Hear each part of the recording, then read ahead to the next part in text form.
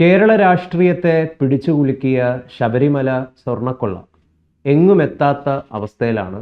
അതുകൊണ്ട് തന്നെ L D എഫിനും പിണറായി വിജയനൊക്കെ ഒരു പ്രത്യേകിച്ച് യാതൊരു തരത്തിലുള്ള തിരിച്ചടിയും ഉണ്ടാകില്ല എന്ന പ്രതീതി പോലും അത് ഉണ്ടാക്കുന്നുണ്ട്. ഇപ്പോൾ നമുക്കറിയാം 5 മാസ കാലയളവായിട്ടും ഇതുവരെ കുറ്റപത്രം സമർപ്പിക്കാനായിട്ട് SITക്ക് സാധിച്ചിട്ടില്ല. അപ്പോൾ നമുക്ക് തെരഞ്ഞെടുപ്പ് അടുത്ത് വരികയാണ്. അപ്പോൾ ഇപ്പോഴും യാതൊരു തരത്തിലുള്ള നീക്കങ്ങളും ഇതിൻ്റെ ഭാഗമായിട്ടൊന്നും പ്രതിപക്ഷം പോലും ശരിക്കും പറഞ്ഞു കഴിഞ്ഞാൽ പരാജയപ്പെടുകയാണ്. ഇതിൽ അടിമുടി നമ്മളൊന്ന് പരിശോധിക്കുകയാണെങ്കിൽ കടകംപള്ളിയെ രക്ഷിക്കാനുള്ള നീക്കമാണോ ഇപ്പം നടന്നുകൊണ്ടിരിക്കുന്നത്?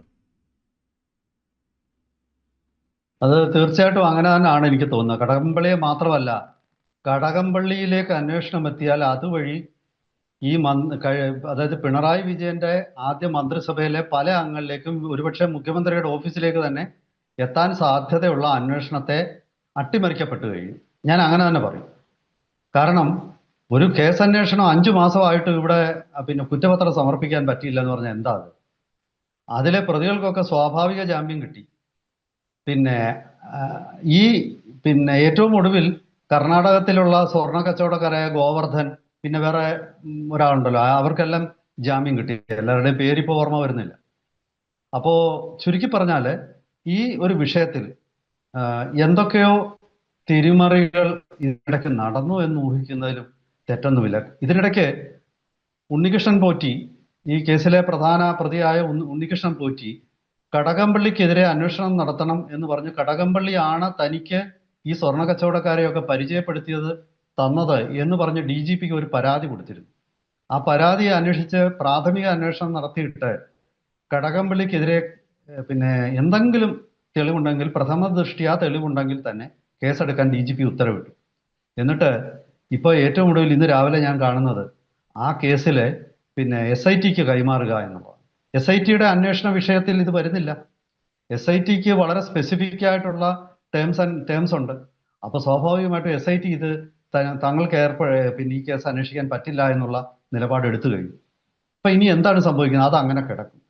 ഇലക്ഷൻ നോട്ടിഫിക്കേഷൻ വന്നു കഴിഞ്ഞു. ഇനിയിപ്പം ഈ കേസിലെ അന്വേഷണമൊന്നും മുന്നോട്ട് പോയില്ല.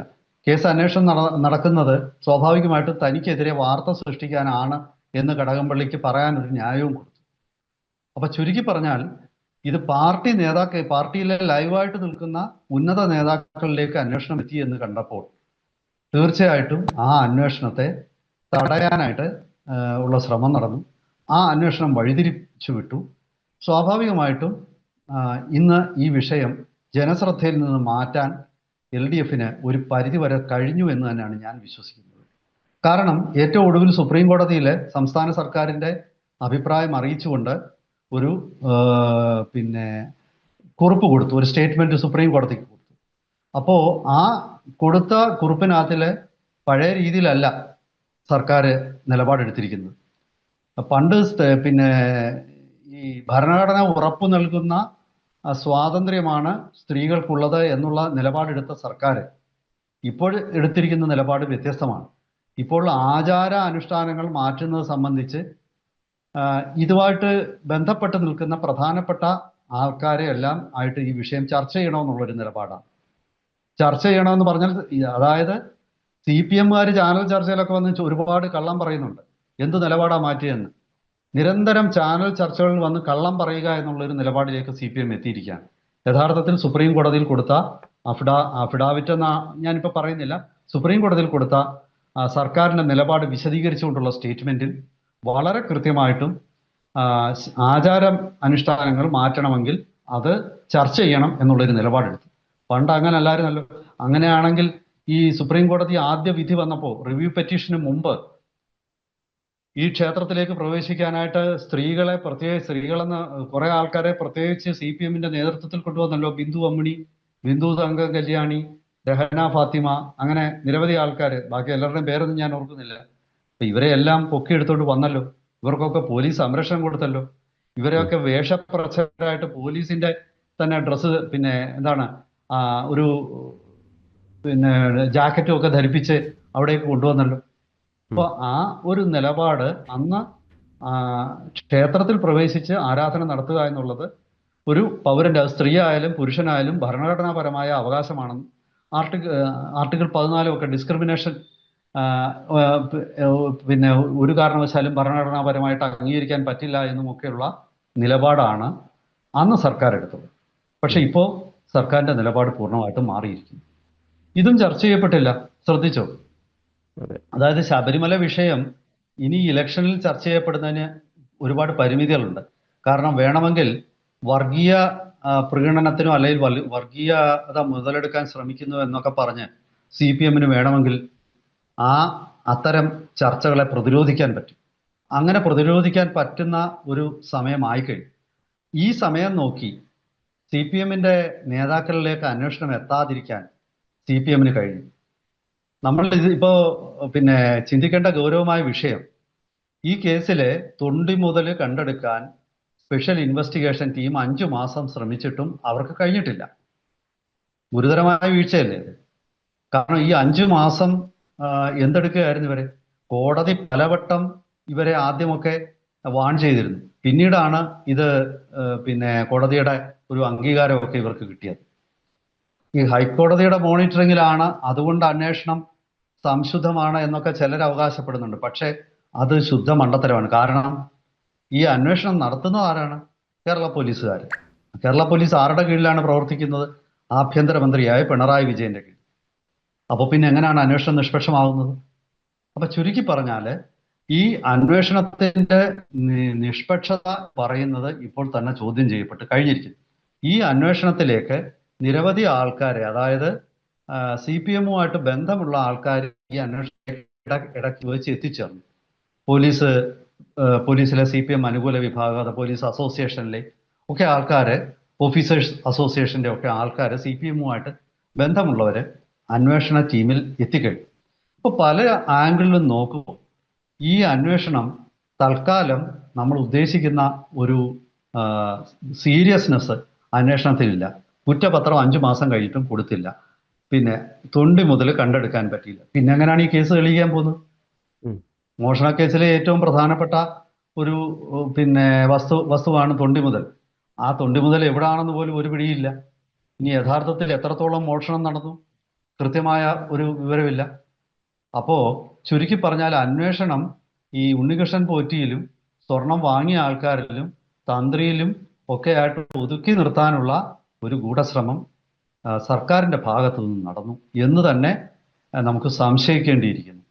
കാരണം അങ്ങനെ ആരെങ്കിലും സംശയിച്ചാൽ അവരെ തിരുത്താനുള്ള തെളിവുകൾ ഈ അന്വേഷണ സംഘത്തിന് ഹാജരാക്കാൻ പറ്റുമോ? ആ സംശയങ്ങൾ ദൂരീകരിക്കാൻ പറ്റുമോ? പറ്റില്ല എന്നാണ് എൻ്റെ അഭിപ്രായം. ഞാൻ എന്തുകൊണ്ട് എൻ്റെ പിന്നെ അഭിപ്രായത്തെ അടിസ്ഥാനപ്പെടുത്തുന്നത് ഈ പല പ്രതികൾക്കും സ്വാഭാവികമായിട്ട് ജാമ്യം കിട്ടി എന്നുള്ളത് കൊണ്ടാണ്. ഇനിയിപ്പോൾ സ്വാഭാവിക ജാമ്യം കിട്ടാൻ ശങ്കരദാസിനും പിന്നെന്തോ മറ്റൊരു വ്യക്തിയുണ്ട്, എന്താ ഒരു ദേവസ്വം ബോർഡ് ഉദ്യോഗസ്ഥൻ ഉണ്ടല്ലോ, വിജയകുമാറോ എന്തോ, എനിക്ക് ആ പേര് കൃത്യമായിട്ട് അറിഞ്ഞുകൂടാ. അങ്ങനെ 2 വ്യക്തികൾക്ക് മാത്രമേ ഈ അന്വേഷണത്തിൽ നിന്നും ഇതിൽ നിന്ന് ജാമ്യം കിട്ടാനുള്ളൂ. ഈ ശങ്കർദാസിനെ അറസ്റ്റ് ചെയ്യാൻ എത്ര നാളെടുത്തു? ശങ്കർദാസിന് വളരെ ഗുരുതരമായ അസുഖമാണെന്ന് പറഞ്ഞു. ശങ്കർദാസിന് പുറത്തേക്ക് ഇറങ്ങാൻ പറ്റും. എന്നിട്ടിപ്പം പിന്നെ 2 മാസത്തിലധികമായിട്ട് ഇദ്ദേഹം ജയിലിലാണല്ലോ. പിന്നെ അതിനെന്താ വിശദീകരണം? അപ്പൊ അത് തന്നെ അന്വേഷണത്തിന്റെ ഒരു നിഷ്പക്ഷതയെ ചോദ്യം ചെയ്യുന്ന ഒരു തെളിവല്ലേ? ശങ്കർദാസിനെ പോലൊരാളിനെ എന്തുകൊണ്ട് ആദ്യമേ അറസ്റ്റ് ചെയ്തില്ല?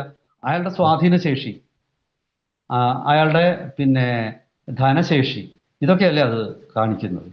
ഇപ്പൊ ചുരുക്കി പറഞ്ഞാൽ ഈ അന്വേഷണത്തെ കുറിച്ച് ഒരുപാട് സംശയങ്ങൾ പല രീതിയിൽ ഓരോ ദിവസം കഴിയുന്തോറും രൂപപ്പെട്ടുകൊണ്ടിരിക്കുകയാണ്. ആദ്യമൊക്കെ സ്പെഷ്യൽ ഇൻവെസ്റ്റിഗേഷൻ ടീമിന്റെ തലവനായ ശശിധരൻ വലിയ എഫിഷ്യന്റ് ഓഫീസറാണെന്നൊക്കെയുള്ള ഒരു രീതിയിലായിരുന്നു വാർത്തകൾ വന്നത്. പിന്നീട് വാർത്തകളൊക്കെ മാറി. അപ്പൊ എൻ്റെ ചോദ്യം ഇതാണ്, ഈ ശബരിമല വിഷയത്തിൽ അതുപോലെ മുൻ ദേവസ്വം ബോർഡ് പ്രസിഡന്റായ പ്രശാന്ത്, അദ്ദേഹത്തിന്റെ പങ്കിനെ കുറിച്ചൊന്നും ഇപ്പോൾ ഒന്നും മിണ്ടുന്നില്ല. ഈ ശബരിമലയിലെ ഈ പിന്നെ ഒരു ഉണ്ണികൃഷ്ണൻ പോറ്റിയോ അല്ലെങ്കിൽ ഒരു അതായത് നമ്മുടെ പത്മകുമാർ, പഴയ ദേവസ്വം ബോർഡ് പ്രസിഡന്റ്, അതുപോലെ വാസു, ഇവർ മാത്രമല്ല, ഇവരിലേക്ക് അന്വേഷണം ഒതുക്കി തീർക്കാൻ CPM-ന് സ്പെഷ്യൽ ഇൻവെസ്റ്റിഗേഷൻ ടീമിലൂടെ സാധിച്ചു എന്നുള്ള രീതിയിലേക്കാണ് കാര്യങ്ങൾ എത്തി. ഇതിപ്പോ രാഷ്ട്രീയമായിട്ട് വേണ്ട രീതിയിൽ ഉപയോഗിക്കാൻ എനിക്ക് തോന്നുന്നു പ്രതിപക്ഷത്തിന് കഴിഞ്ഞില്ല. അത് കോൺഗ്രസിന് കഴിഞ്ഞ കാലങ്ങളിൽ കോൺഗ്രസിന് കഴിഞ്ഞിരുന്നു. അതുപോലെ BJPക്കും കഴിഞ്ഞിട്ടില്ല. എനിക്ക് തോന്നുന്നു സർക്കാർ വളരെ ബുദ്ധിപൂർവ്വം ഇതിനകത്തിൽ ഇടപെട്ടു. 2019 ഈ വിഷയം ഉണ്ടായ കാലഘട്ടത്തിൽ, അതായത് സ്ത്രീ പ്രവേശനം സംബന്ധിച്ച 18-19 കാലഘട്ടത്തിൽ, അന്ന് സർക്കാരിനെ പരസ്യമായിട്ട് എതിർക്കാനായിട്ട് NSS നിലവിലുണ്ട്, തയ്യാറായിരുന്നു.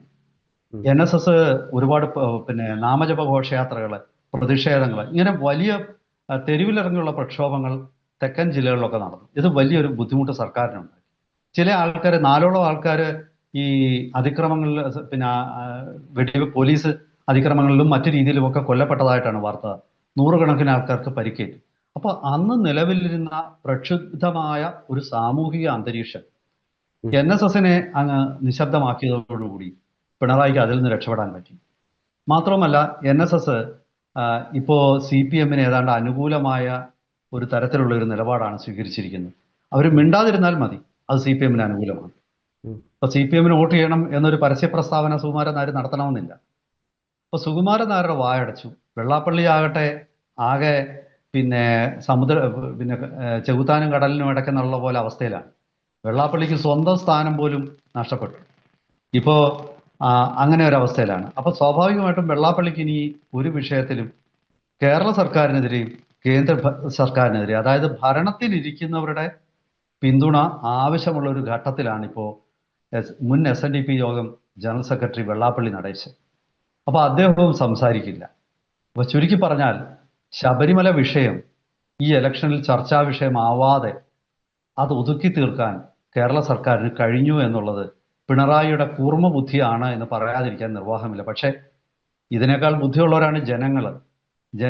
ഈ തന്ത്രങ്ങളൊക്കെ കണ്ടുകൊണ്ടിരിക്കുക. നമ്മളിപ്പം ഈയിടെയായിട്ട് ഞാനൊരു കാര്യം ശ്രദ്ധിക്കാറുണ്ട്. ചാനൽ ചർച്ചകളിൽ CPMന്റെ പ്രതിനിധികൾ വന്നിരുന്ന് പച്ചക്കള്ളം പറയും. അതായത് ഇപ്പൊ സുപ്രീം കോടതിയിൽ നിലപാട് മാറ്റിയിട്ടില്ലെന്ന് പറയും. എന്നിട്ട് ആങ്കറെ സ്വാധീനിച്ച് അവരെ ഏറ്റവും അവസാനം അവരായിരിക്കും സംസാരിക്കുന്നത്. അതായത് അവര് ഇതുപോലെ കുറെ കള്ളങ്ങൾ തയ്യാറാക്കി കൊണ്ടുവന്ന് സംസാരിക്കും. നമുക്ക് മറുപടി കൊടുക്കാൻ പറ്റില്ല. അങ്ങനത്തെ ഒരു സ്ഥിതിയിലേക്ക് കാരണം അതോട് ചർച്ച തീരുകയാണ്. ചർച്ചയുടെ അവസാനം ചർച്ചയുടെ മുഖ്യപ്രതിയായ CPM ആണല്ലോ മറുപടി പറയാനുള്ള അവസരം. ആ അവസരത്തിൽ അവർ മുൻപ് പറഞ്ഞവരെല്ലാം കള്ളം പറഞ്ഞെന്നും ഇങ്ങനെയൊന്നും സംഭവിച്ചിട്ടില്ലെന്നും ഇതൊക്കെ വേണമെങ്കിൽ മാധ്യമ വാർത്തകൾ എടുത്ത് നോക്കാമെന്നും പറഞ്ഞാൽ നമുക്ക് അതിനെതിരൊക്കെ ഒന്നും പറയാൻ പറ്റത്തില്ല. ചാനൽ ആങ്കറിനെ സ്വാധീനിക്കുകയോ ഭീഷണിപ്പെടുത്തുകയോ ചെയ്തിട്ട് ഈ വിഷയം CPMന്റേതാണ് അവസാന വാക്ക് എന്നുള്ള രീതിയിലേക്ക് കാര്യങ്ങൾ കൊണ്ടുവരും. അത് വളരെ കൗശലമുള്ള ഒരു മീഡിയ മാനേജ്മെന്റ് പദ്ധതിയായിട്ടാണ് എനിക്ക് തോന്നുന്നത്. കാരണം അവസാനം സംസാരിക്കുന്ന ആളുടെ അഭിപ്രായം അതായിരിക്കും പ്രേക്ഷക മനസ്സിൽ രേഖപ്പെടുത്തുക. ഇങ്ങനെ ബൈ ഹുക്ക് ആൻഡ് ക്രൂക്ക് എന്ന് പറയുന്ന പോലെ ഈ ഏത് രീതിയിലും ഈ ഒരു വിഷയം മൂടി വെക്കാനായിട്ട് ഇത് പിന്നെ ജനങ്ങളുടെ കണ്ണിൽ പൊടിയിടാൻ CPMന് കഴിഞ്ഞു എന്ന് തന്നെയാണ് ഞാൻ വിശ്വസിക്കുന്നത്. പ്രത്യേകിച്ച് ഇപ്പോൾ ഇത് ചർച്ചയാവാതിരിക്കേണ്ടത് CPMന്റെ ആവശ്യമാണ്. കാരണം കടകംപള്ളി തിരുവനന്തപുരത്ത് കിഴക്കൂട്ടത്ത് മണ്ഡലത്തിൽ കനത്ത മത്സരത്തെ നേരിടുകയാണ്. അവിടെ BJP സ്ഥാനാർത്ഥി മുൻ കേന്ദ്രമന്ത്രി V മുരളീധരൻ ഈ ഒരു വലിയ ശക്തനായ സ്ഥാനാർത്ഥിയാണ്. അതുപോലെ തന്നെ കോൺഗ്രസിന്റെ സ്ഥാനാർത്ഥി ശരത്ചന്ദ്ര പ്രസാദും ഒട്ടും മോശക്കാരനല്ല. അങ്ങനെ കടുത്ത മത്സരത്തെ നേരിടുന്ന ഈ വ്യക്തിക്ക് ഇനിയും മുന്നോട്ട് പോകാൻ അധികം സാധ്യതകൾ കുറവാണ്. അപ്പോ പരമാവധി വിമർശനം തന്നിൽ നിന്നും മാറ്റി നിർത്തുക എന്നുള്ളൊരു സമീപനമാണ് കടകംപള്ളി സ്വീകരിച്ചിരിക്കുന്നത്. അപ്പോൾ ചുരുക്കി പറഞ്ഞാൽ CPMനെ സംബന്ധിച്ച് ഈ ശബരിമല വിഷയം സജീവ ചർച്ചയിൽ നിന്നും പൊതുജനങ്ങളുടെ സജീവ ഓർമ്മകളിൽ നിന്നും ഒരു ആക്റ്റീവ് മെമ്മറിയിൽ നിന്നും മാറ്റി നിർത്താൻ CPM വിജയിച്ചു എന്ന് തന്നെ ഞാൻ കരുതുന്നു. അത് പൂർണ്ണമായിട്ടും മാറ്റി നിർത്താൻ CPMന് സാധിക്കുകയാണെങ്കിൽ CPMനെതിരെ ഇപ്പോൾ വളർന്നു വരുന്ന ജനവികാരത്തെ ഒന്ന് തണുപ്പിക്കാൻ CPMന് കഴിഞ്ഞു എന്ന് തന്നെ നമുക്ക് കരുതാം. കൂടുതൽ വിശദാംശങ്ങളുമായിട്ട് വരും ചർച്ചകളിൽ നമുക്ക് ഈ വിഷയത്തിൽ മുന്നോട്ട് പോകാൻ സമയപരിമിതി മൂലം നമ്മൾ തൽക്കാലം അവസാനിപ്പിക്കുകയാണ്. Thank you.